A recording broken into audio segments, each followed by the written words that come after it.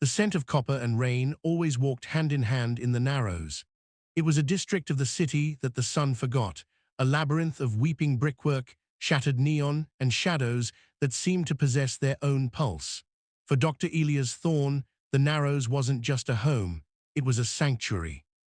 Down here, the Hippocratic Oath was less a binding legal doctrine and more a loose suggestion, but Elias held onto it with the white-knuckled grip of a drowning man. He was a trauma surgeon who had fallen from the grace of sanitized, fluorescent-lit hospital wings, banished to the underground where his patients paid in crumpled bills, stolen goods, and silence. It was a Tuesday at 3 in the morning when the fragile piece of his existence shattered. The rain was coming down in sheets, drumming a frantic rhythm against the corrugated tin roof of his makeshift clinic. Elias was wiping down his stainless steel table with harsh antiseptic, the sharp chemical smell masking the lingering ghost of old blood. He was exhausted. His grey eyes, usually sharp and analytical, were bloodshot behind the thin silver frames of his glasses. He was just reaching for the switch to kill the single, flickering overhead bulb when the heavy iron door of his clinic burst open. The wind howled, blowing a spray of icy rain into the room. Two massive men in tailored, albeit ruined, suits stumbled across the threshold. Between them, they carried a third. "Doc, you're the doc," the larger of the two men gasped. It wasn't a question, it was a command laced with the raw panic of men who were unaccustomed to losing control. One of the men was bleeding from a graze on his cheek, but all their attention was focused on the figure they were hauling. Elias didn't freeze. His training, drilled into him through years of emergency room chaos, kicked in instantaneously. "Get him on the table, now." They hoisted the man onto the cold steel.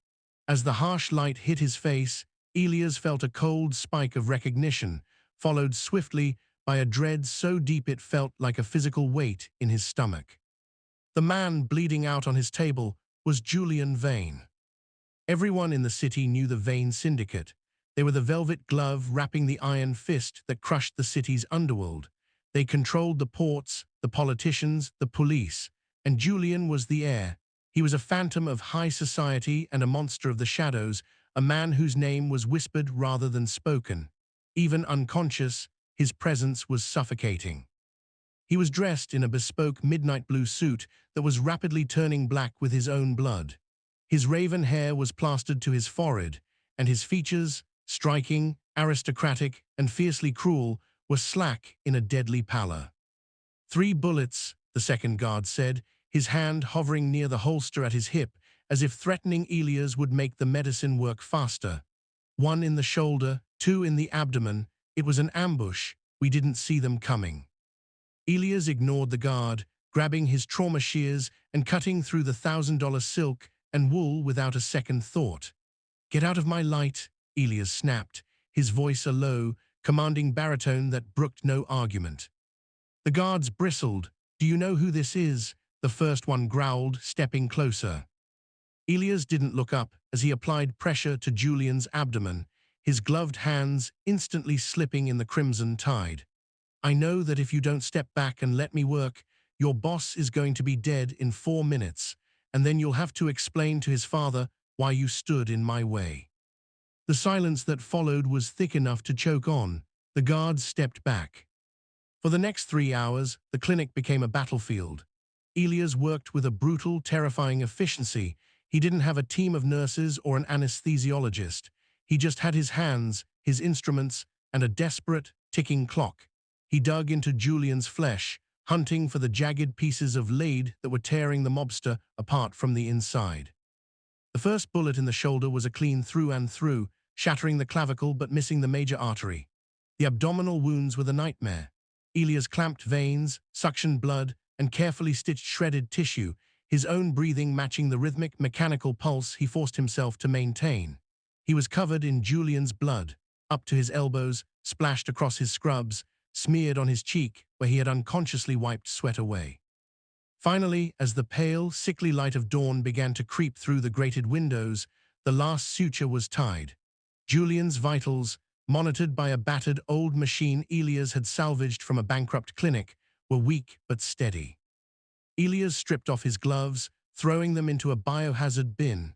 He leaned heavily against the sink, turning on the tap and letting the cold water run over his shaking hands. The adrenaline was crashing, leaving behind a bone-deep exhaustion. He had just saved the life of a monster. The two guards had remained in the corner the entire time, statues of silent, violent potential. When Elias finally turned to them, drying his hands on a clean towel, he spoke softly.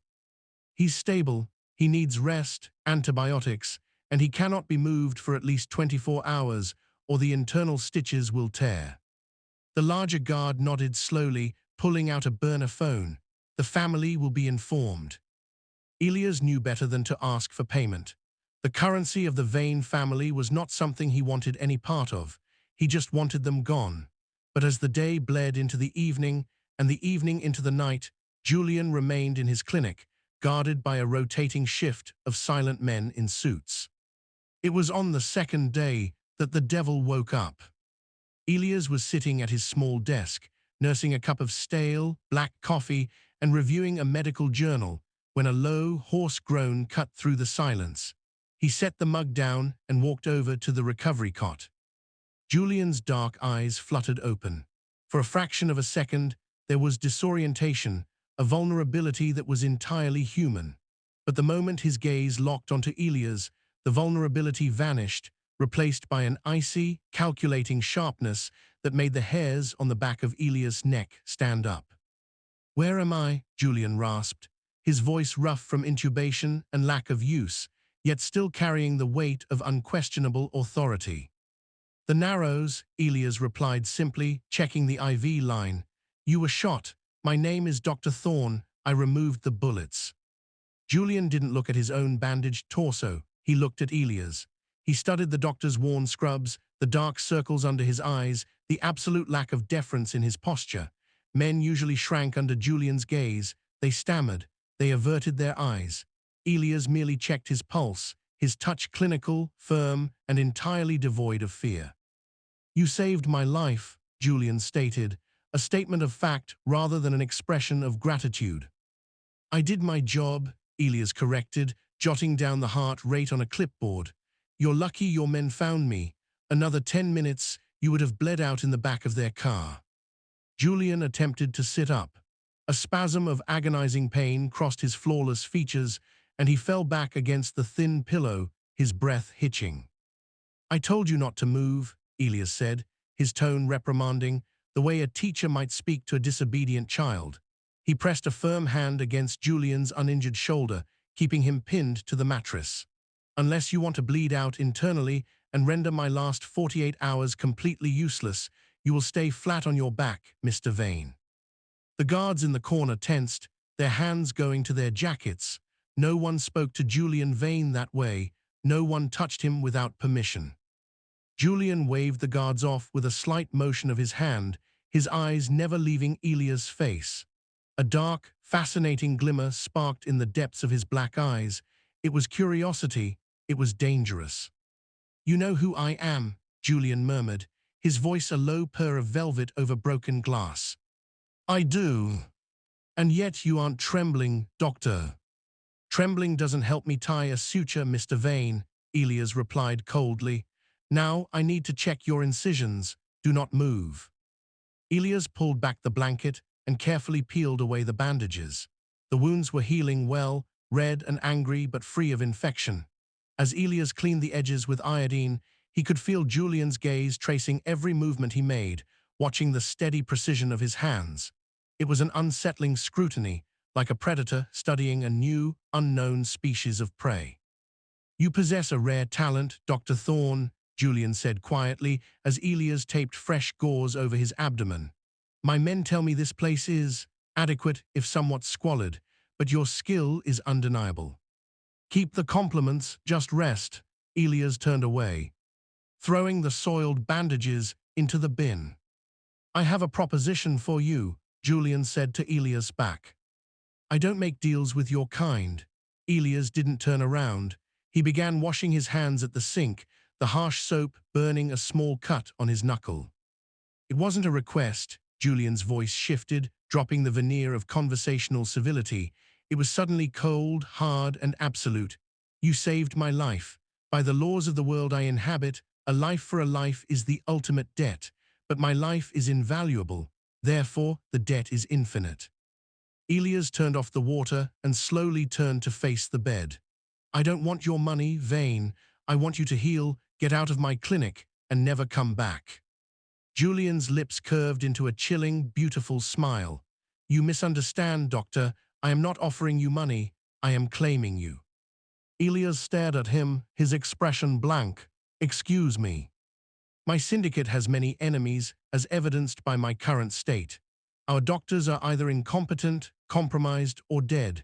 I need a physician, one who is highly skilled, discreet, and possesses nerves of steel. You just passed your interview. I have a practice here, Elias said, gesturing to the rundown clinic. I have patience. I'm not becoming the lapdog for a mob boss. Julian's smile faded, his eyes turning to obsidian chips. Your patients will have to find another saint in the slums. You belong to the Vane Syndicate now. You belong to me. You will be my personal, on-call physician. You will live where I tell you to live. You will treat who I tell you to treat. And you will never want for anything again. Elias let out a short, harsh laugh. You're out of your mind. You can't just kidnap a surgeon. I am Julian Vane, he replied simply, as if those 3 words rewrote the laws of physics and morality. I can do whatever I please, and right now it pleases me to keep you. No, Elias said the word firmly, planting his feet. The answer is no. Now, I suggest your men call an ambulance to transfer you to a private facility, because my hospitality has officially run out. Julian stared at the defiant doctor. In his entire life, surrounded by sycophants, assassins, and terrified victims, no one had ever just looked him in the eye and said no with such resolute calm. It sent a strange, electric jolt straight to Julian's core. It wasn't anger he felt. It was a dark, twisting thrill. Julian looked at his guards. Pack up his clinic, bring everything of value, burn the rest. Elias lunged forward, but the 2 massive guards intercepted him before he could take 3 steps. They grabbed his arms, holding him with an unbreakable, bruising grip. Elias struggled violently, his calm exterior finally cracking. Vane, stop this. You're making a mistake, Elias yelled, watching in horror as more men flooded into his sanctuary, ripping open cabinets, tossing his meager, hardened supplies into bags. Julian pushed himself up on his good elbow, ignoring the fresh stain of blood blossoming through his new bandages. He looked at Elias, who was panting, his glasses askew, fighting fruitlessly against the giants holding him. The only mistake I made was not finding you sooner, Elias, Julian whispered, and though the room was chaotic, Elias heard it perfectly. Welcome to the family. The transition from the squalor of the Narrows to the opulent penthouse of the Vane Tower was like stepping onto another planet. Elias was thrust into a world of towering glass, polished black marble, and suffocating luxury. He was given a suite of rooms that were larger than his entire previous clinic. The bed was a king-sized expanse of Egyptian cotton and silk. The bathroom featured a rain shower and a soaking tub carved from a single block of stone, and the view from the floor-to-ceiling windows offered a god's-eye perspective of the city below. But the heavy mahogany door of his suite was locked from the outside. The windows were reinforced, shatterproof glass that didn't open. It was a cage, a beautiful, gilded, smelling of sandalwood cage, but a cage nonetheless. For the first week, Elias refused to speak to anyone. He paced his suite like a trapped panther. Food was brought to him by silent, terrified-looking staff, gourmet meals that he barely touched. He plotted escapes, mapping out the layout of the penthouse whenever he was allowed out under heavy guard to visit the state-of-the-art medical bay they had constructed specifically for him on the floor below. The medical bay was a doctor's wet dream. It had surgical equipment that major hospitals would kill for, a fully stocked pharmacy, MRI machines, and blood banks. Julian had meant it when he said Elias would never want for anything, but Elias hated it. He hated the sterility of it, the blood money that bought it, and the man who owned it. Julian's recovery was slow, much to the heir's violent frustration. The syndicate was bleeding. The ambush had been a coordinated strike by a rival faction, the Petrovs, and they were using Julian's weakness to push into his territory. Julian was trying to run a war from his bed, screaming orders into encrypted phones, holding meetings with his capos while hooked up to IV drips. It was during one of these meetings that Elias asserted his dominance over the one territory he controlled, the patient's body. Elias walked into Julian's grand master bedroom, carrying a tray with antibiotics and pain medication. The room was thick with cigar smoke and the heavy, tense voices of 5 ruthless men. Julian was sitting up in bed, his chest bare, arguing furiously with a scarred enforcer. "I don't care if they have the warehouse fortified," Julian roared, his face pale, sweat beading on his forehead. "Burn it down with them inside. If you cannot execute a simple—" Julian broke off with a harsh cough, a spasm of pain crossing his face as his hand flew to his abdomen. The capos fell silent, averting their eyes from their leader's weakness. Elias didn't hesitate. He set the tray down with a loud clatter that made several of the armed men jump. He marched over to the bed, entirely ignoring the guns holstered around the room. "Everyone out," Elias commanded. The men stared at him, incredulous. "Who the hell are you?" the scarred enforcer growled, stepping toward Elias. Elias didn't flinch. "I am the doctor trying to keep your boss from bleeding to death because he's too stupid to rest. Now get out, before his blood pressure spikes and pops a vital suture." The enforcer looked at Julian, waiting for the order to put a bullet in the arrogant doctor's head. Julian was breathing heavily, his dark eyes fixed on Elias. The pain was evident in the tight lines around his mouth, but there was something else in his gaze, that same dark, swirling fascination. The utter lack of fear Elias displayed was intoxicating to a man who breathed terror. Julian raised a hand weakly. "Leave us." The capos hesitated, but no one defied Julian Vane. They filed out, muttering curses under their breath, leaving the doctor and the mobster alone. "You are overstepping, Elias," Julian warned softly, his voice dangerously low as Elias approached the bed.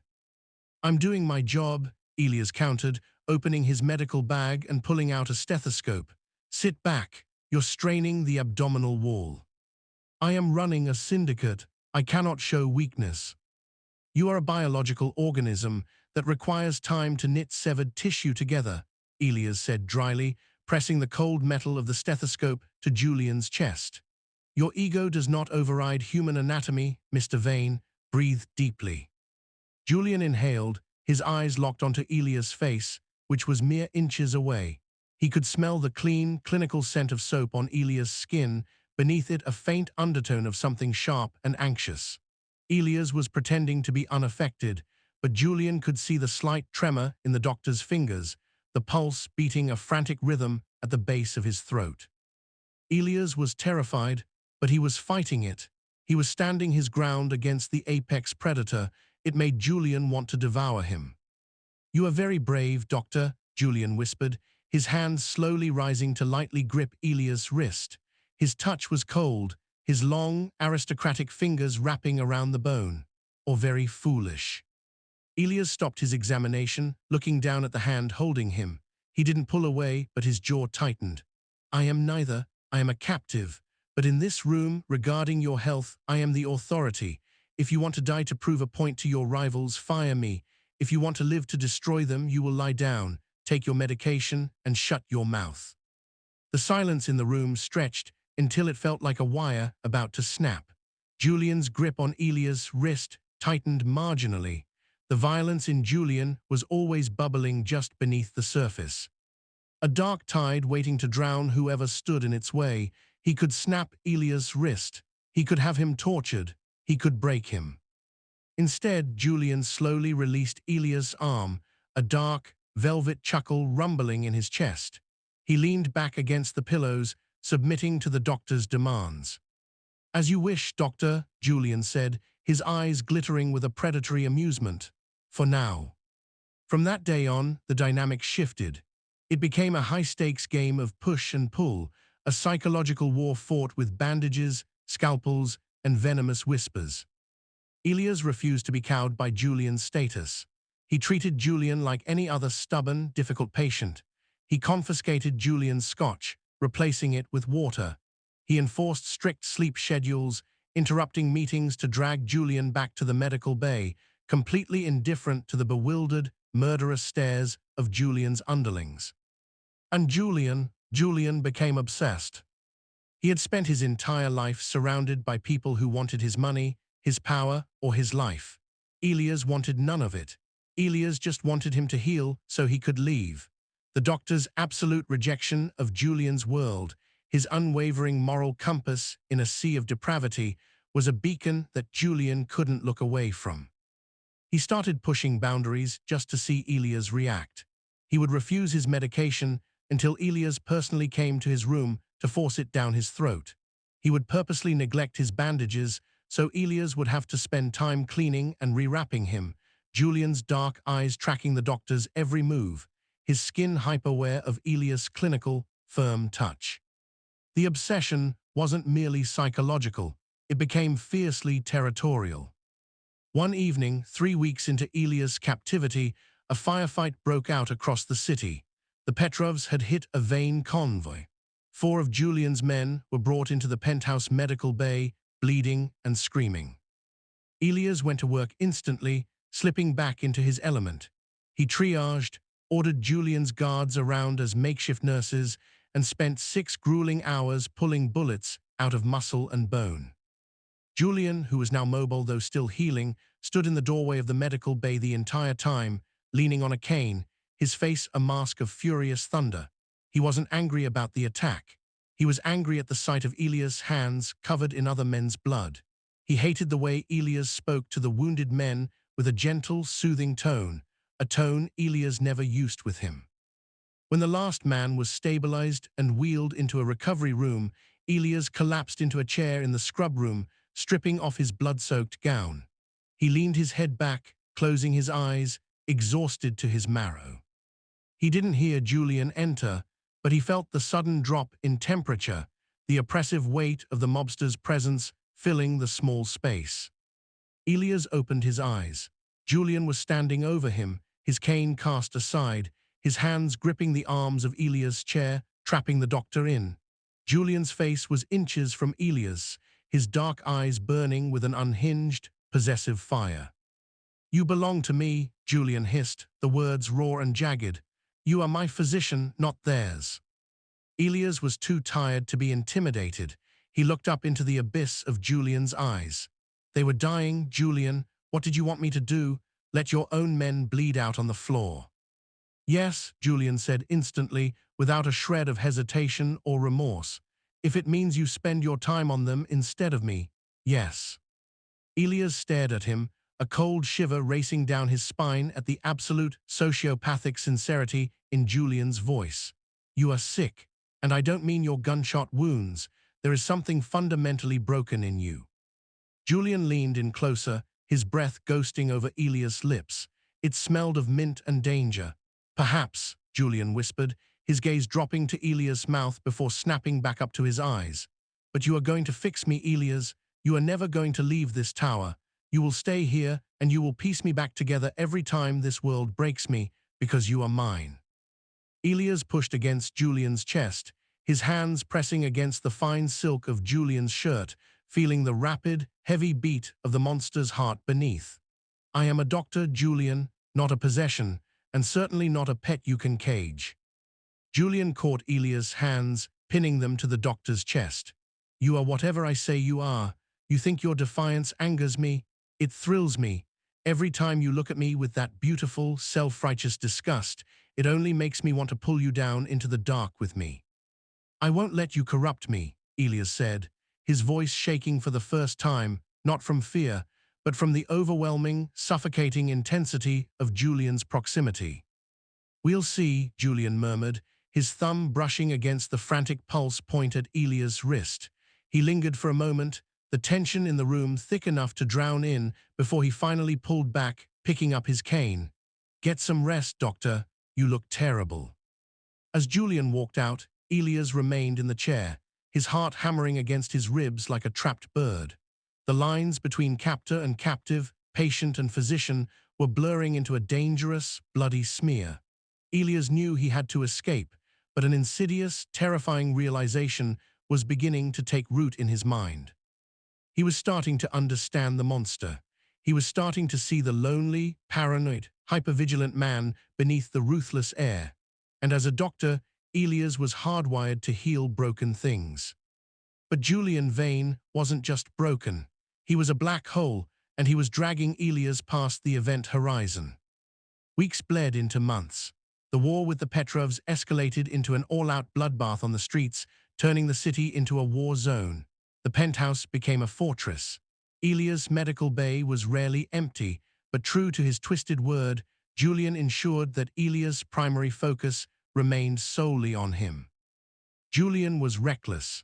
As his body healed, his mind seemed to spiral further into his obsession. He led raids personally, throwing himself into the line of fire with a suicidal disregard for his own safety. Elias knew exactly what he was doing. It was a Tuesday, pouring rain outside, mirroring the night Elias was taken. The heavy doors to the medical bay burst open, and Julian walked in. He was bleeding from a deep laceration on his bicep, a knife wound that sliced through his jacket and shirt. He wasn't leaning on anyone. He walked straight past his men, dismissed them with a wave of his uninjured arm, and sat on the examination table, looking at Elias with a dark, triumphant gleam in his eyes. Elias dropped his clipboard. He looked at the fresh blood dripping onto the pristine white tiles. A sudden, blinding fury ignited in Elias' chest. It was a rage he had never felt before, hot and violent. He stormed over to the medical cabinet, grabbing a suture kit and a bottle of iodine. He slammed them down on the metal tray next to Julian with a deafening crash. "Take off the jacket," Elias ordered, his voice trembling with fury. Julian smirked, complying slowly. It was an ambush, a Petrov blade. "Liar," Elias hissed. He grabbed a pair of shears and cut the ruined sleeve of the shirt away, roughly exposing the gash. It was deep, requiring at least a dozen stitches, but it missed the artery. It was a calculated wound. "You let him get close enough to cut you. You took this hit on purpose." Julian didn't deny it. He watched Elias' face flush with anger, savoring the emotion he had provoked. "I needed to see you." "You live in the same penthouse," Elias shouted, throwing the bloody fabric to the floor. "You see me every single day." "But you only touch me when I am broken," Julian replied, his voice dropping to a smooth, dangerous velvet.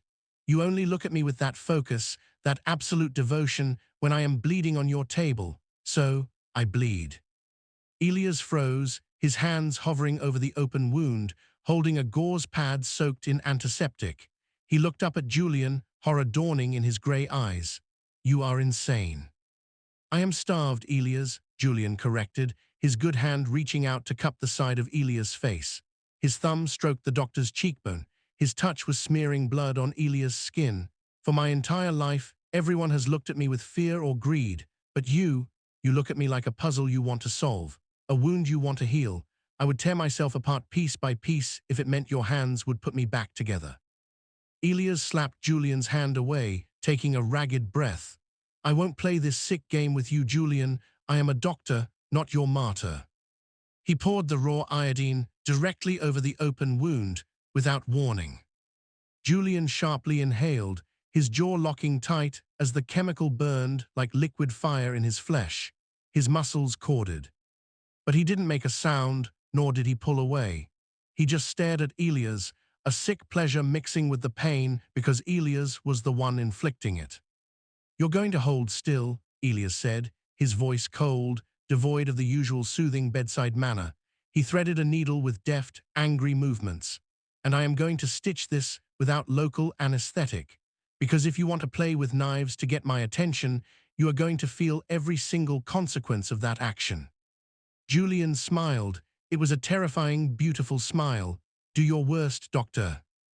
Elias worked brutally. He dragged the needle through the tough skin, pulling the heavy thread tight. It was a flawless suture, medically perfect, but delivered with punitive force. Julian didn't flinch. He watched Elias' face, memorizing the clench of his jaw, the furrow in his brow, the way his eyes darkened behind his glasses. "You aren't trying to escape anymore," Julian noted quietly, wincing slightly as a particularly tight stitch pulled. "Where would I go?" Elias muttered, tying off a knot and snipping the thread.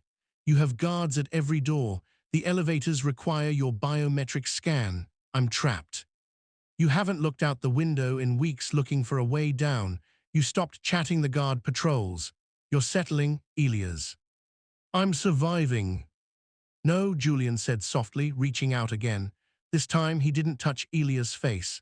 He wrapped his hand around Elias' wrist, gently but firmly stopping the doctor from moving away as he finished the last stitch. "You are adapting. The velvet is starting to feel less like a cage, isn't it? You despise the violence, but you thrive in the aftermath. You need to be needed, and no one needs you more than I do." "You are delusional," Elias whispered, but he didn't pull his wrist away. He couldn't. The pull of Julian's gravity was too strong. "We are two sides of the same coin, Elias," Julian murmured, pulling Elias slightly closer so they were breathing the same air. The smell of copper, iodine, and Julian's cologne was intoxicating. "I break the world and you mend it. I am the poison and you are the cure. We are bound by blood, by this." He gestured with his chin to the fresh stitches. Elias looked at the wound he had just closed. He realized, with a sinking feeling of dread, that he was proud of the work. He was proud that he had fixed Julian. Again. The psychological warfare was wearing him down. The lines of morality, once so starkly black and white, were turning a muddy, bloody gray. He hated Julian for the lives he destroyed, for the cage he had built, but when he looked at the mobster, he no longer saw just a monster. He saw a man who would literally bleed himself dry just to feel a gentle touch. It was a twisted, toxic codependency, and Elias was terrifyingly close to surrendering to it. "Stay still," Elias choked out, finally pulling his wrist free. He grabbed a roll of bandages and began to wrap Julian's arm, his movements robotic, trying to construct a wall of professionalism to hold back the rising tide of Stockholm Syndrome.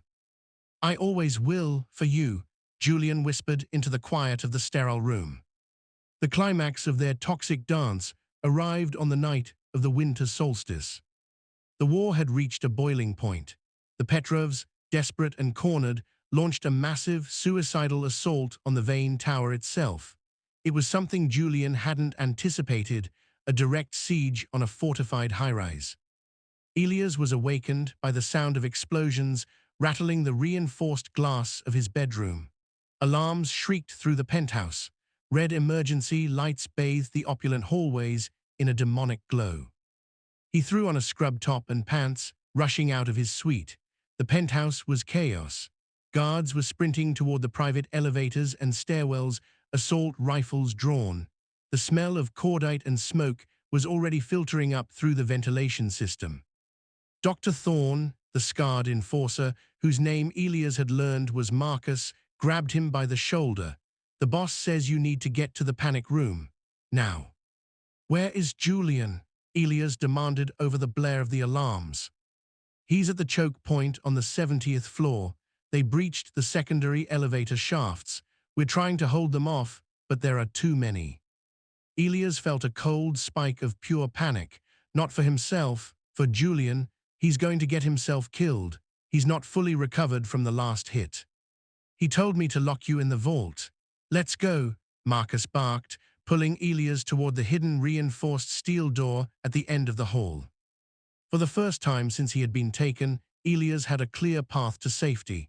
The panic room had an independent comms system and a reinforced chute that led to a secure subterranean garage. If he went in there, he could contact the authorities. He could escape while the Vanes and the Petrovs slaughtered each other. He could finally go back to the Narrows. He could be free. Elias stopped dead, planting his feet. "No." Marcus turned, irritated. "Doc, I have orders to shoot you in the leg and drag you in there if I have to. Get moving." "I need my trauma bag," Elias said, his voice dropping into that cold, authoritative register he used in surgery. "You don't need a medical bag in a bunker. If Julian falls, who is going to keep him alive until the cavalry arrives?" Elias snapped, glaring at the enforcer. "I am going to the medical bay. I am packing a mobile trauma kit, and I am going down to the 70th floor." Marcus stared at him, torn between his orders and the undeniable logic that his boss was a reckless bastard who would probably need a surgeon in the next 10 minutes. "If he sees you down there, he'll kill us both." "Let me worry about Julian," Elias said, sprinting toward the medical bay. He didn't think about the danger. He didn't think about his moral code. He moved with the blind, instinctive drive of a man protecting what belonged to him.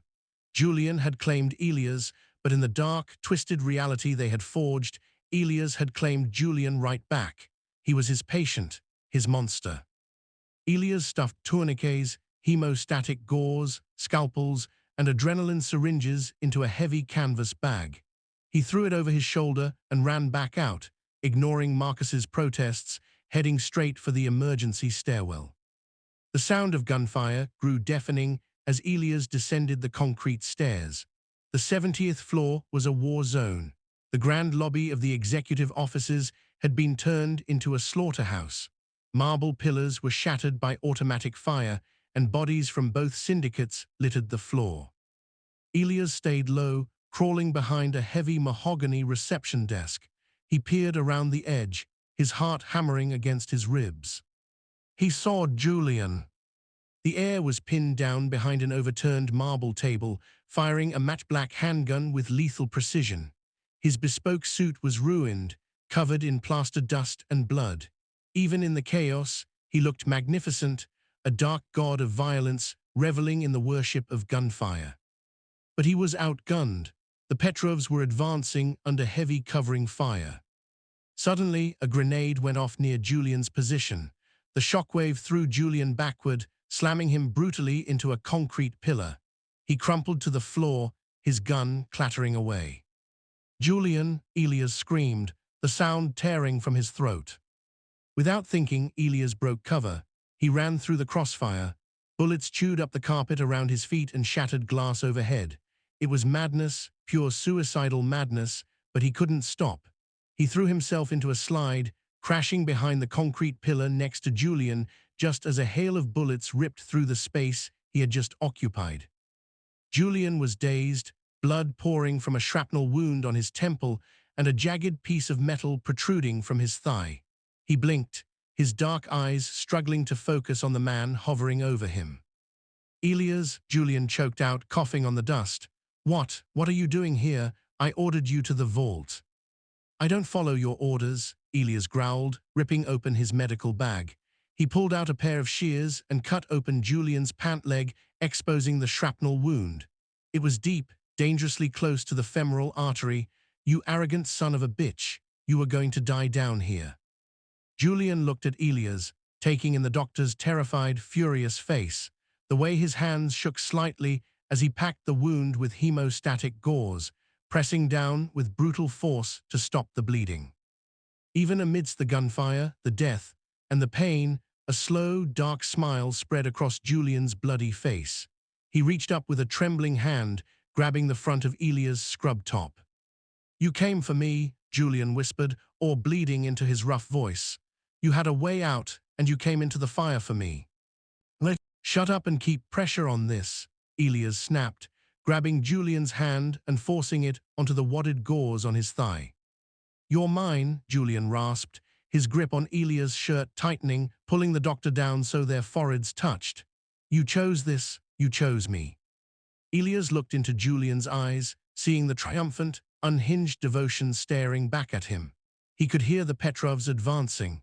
He knew they might both die right here on the bloody carpet, but looking at the monster he had saved, the monster who had caged him, Elias realized the cage door had been open for a long time. He just hadn't wanted to walk out. "Yes," Elias whispered back, the word a heavy, damning confession. He grabbed a loaded spare magazine from Julian's belt and slammed it into the dropped handgun, racking the slide. He shoved the gun into Julian's good hand. "Now get up, Julian. Kill them, so I can take you back upstairs and patch you up." Julian laughed, a dark, breathless sound that was instantly drowned out by the roar of his men arriving via the secondary stairwells, turning the tide of the battle. The vain reinforcements flooded the room, cutting down the remaining Petrovs in a merciless wave of lead.